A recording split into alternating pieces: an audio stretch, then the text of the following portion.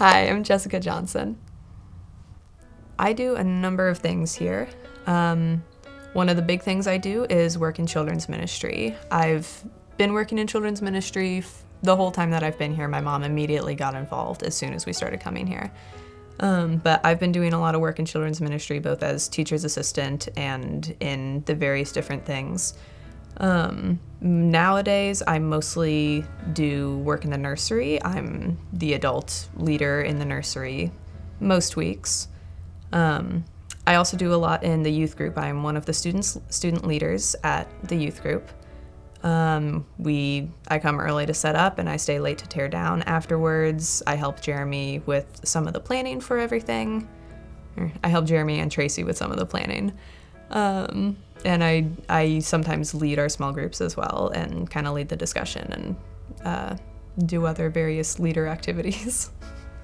I think my story is as long and in-depth as anyone else's. There have been a number of times people have asked me what my testimony is, like what's my story, and I really haven't known what to tell them because a lot of times I've thought that I don't have one. For a long time, I thought that I didn't have a story. Nothing interesting had happened to me, nothing big, nothing that could teach anybody anything. But the more time has gone on, the more I've realized that God does have a story for me, and He has a lesson that He teaches others through me. With the things that I've gone through, moving and my mom and everything, that's all a big part of it, but also just little lessons that I've learned here and there that I'm able to share with others. Those have been really big. But I think one of the biggest things that God has taught me in my life is that it's gonna be okay. It's okay to go out of your comfort zone. And sometimes you have to, because going out of your comfort zone is sometimes how He uses us. And being able to hear Him when He wants you to do something and to say, okay, Lord, I'll go. And that's a big part of who I am, being able to say, I'll do it, and do those things that maybe other people don't want to do. So that's a big part of me. My childhood was pretty normal. We grew up a little bit poor. I grew up in Cincinnati or near it. We grew up kind of poor because my parents were both mechanical engineers, but my mom decided to be a stay-at-home mom after her second kid.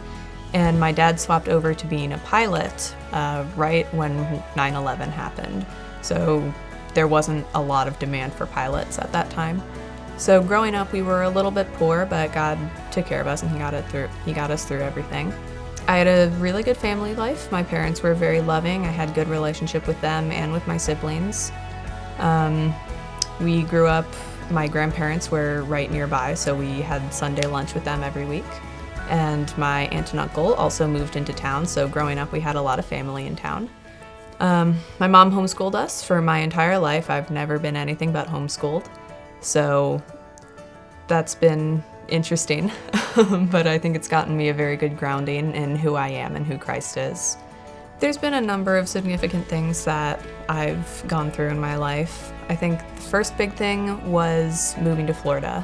When I was 12, almost 13, we moved down here from Kentucky, and we didn't have any family or any friends down here, so it was very difficult moving away from everything that I'd ever known, because I lived there for my whole life pretty much up to that point.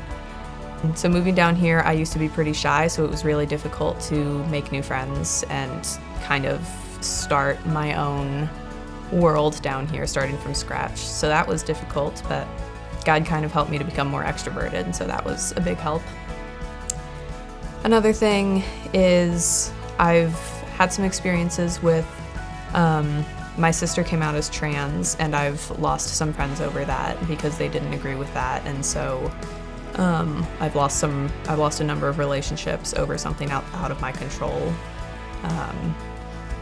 But the biggest thing that's been difficult for me in my life has been the loss of my mom, because she passed away end of September of 2021, and she was my biggest supporter, my best friend, and she really made me who I am today. And so she died from esophageal cancer end of September, And that's been really difficult getting through that, because without her, I really don't know what to do with myself.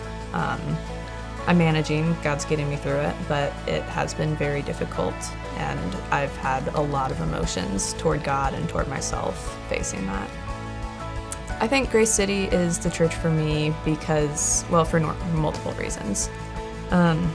First of all, it's very welcoming, and I've made a real family here. The people here have been so welcoming and so supportive of me through everything that I've encountered, everything that I've gone through, and they have been a family to me. One of the big things that really encouraged us that this was the church for us was my mom encouraged my brother and I to go to the youth group the first week that after we'd gone to church. And so my brother and I went there, and it was really small at the time, but the youth pastor saw us and knew exactly who we were from. He saw us where we were sitting the Sunday before. And so while it was a really small group, but it was very inclusive, and we all kind of had a place in the youth group, even from the very beginning. And in today's times too, we all have our own places, and we've grown a lot, but we are still a family here. And we go out of our way to welcome everybody in and to be a family, and that's really huge. I see Grace City working in the community and in individuals' lives in a lot of ways. One of the big things, I think, is our food pantry that we do every third Thursday, I believe, or every third Wednesday. But the food pantry, I know, is supplying a lot of people with a lot of food that they don't really have otherwise. And being able to come together and provide for people like that is amazing. But I also know that a lot of people learn a lot about God and who He is and about family. I've heard from a number of people here that they found a family here and they don't have family back home. What they call home is not home for them. And Grace City has been a home and a family to a lot of people. Like, our motto is live like Jesus, love like Jesus, and all are welcome and all are wanted. And we really live that out. And I've seen that in a lot of people's lives, that they come in and they feel welcome and they feel loved, and this might be one of the only places that they get that in their day. So yeah, I think we do a really good job of being a home to a lot of people. I would love to see a lot more people willing to serve. While we have an amazing team, we have a lot of people that put their hearts and soul into serving. Sometimes we're a little short-staffed, and I would love to see more people feel that calling that God wants them to serve on the teams and do work in the church. But I also just love seeing new faces come in all the time. I see new faces every week, and I wonder, do I know this person or are they new?